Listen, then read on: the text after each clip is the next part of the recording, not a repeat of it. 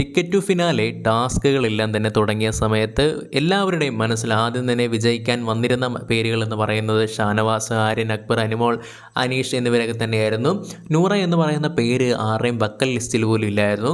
എന്നാൽ ഓരോരോ ടാസ്കുകൾ കൊടുക്കുന്നതനുസരിച്ച് പടിപടിയായി കയറി വന്ന് തൻ്റെ സ്ഥാനമുറപ്പിച്ച് ഇന്ന് ടിക്കറ്റ് ടു ഫിനാലെ എന്ന സുവർണ അവസരം നൂറ തൻ്റെ കഠിനാധ്വാനത്തിലൂടെ നേടിയിരിക്കുകയാണ്.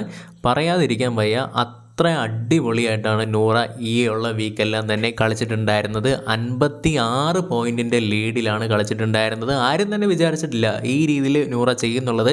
ഓരോ ടാസ്കുകളും കൊടുക്കുന്ന സമയത്ത് എത്ര ഈസിലിയാണ് നൂറ ഓരോ കാര്യങ്ങളും കൈകാര്യം ചെയ്യുന്നത്. എനിക്ക് ഒന്നാമത് എത്തുക എന്നുള്ളൊരു ആഗ്രഹമല്ലായിരുന്നു, കിട്ടുന്ന ടാസ്കുകളെല്ലാം തന്നെ കൃത്യമായ രീതിയിൽ തന്നെ ചെയ്യുക എന്നുള്ളത് മാത്രമായിരുന്നു നൂറയുടെ ലക്ഷ്യമെന്ന് നൂറ പലപ്പോഴും പറഞ്ഞിട്ടുണ്ട്. അതുകൊണ്ട് തന്നെ ഈ ഒരു സീസണിലെ ആ ഒരു സുവർണാവസരം ടിക്കറ്റ് ടു ഫിനാലെ നൂറ കരസ്ഥമാക്കിയിരിക്കുകയാണ് തൻ്റെ കഠിനമായ പ്രയത്നത്തിലൂടെ. എന്തായാലും ഹൗസിലുള്ള കണ്ടസ്റ്റൻസിൻ്റെ സ്കോർ ബോർഡ് നോക്കുകയാണെങ്കിൽ നൂറ 56 പോയിന്റുകളോടെ ഒന്നാം സ്ഥാനത്ത് വന്നിരിക്കുന്നു. രണ്ടാം സ്ഥാനം നോക്കുകയാണെങ്കിൽ ആര്യനാണ് 51 പോയിന്റുകളാണുള്ളത്.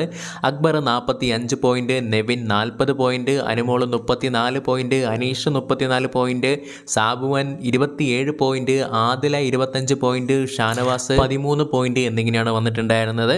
എന്തായാലും നൂറയ്ക്ക് അഭിനന്ദനങ്ങൾ. അടിപൊളിയായിട്ട് തന്നെ ടിക്കറ്റ് ടു ഫിനാലെ കളിച്ചിട്ടുണ്ടായിരുന്നു.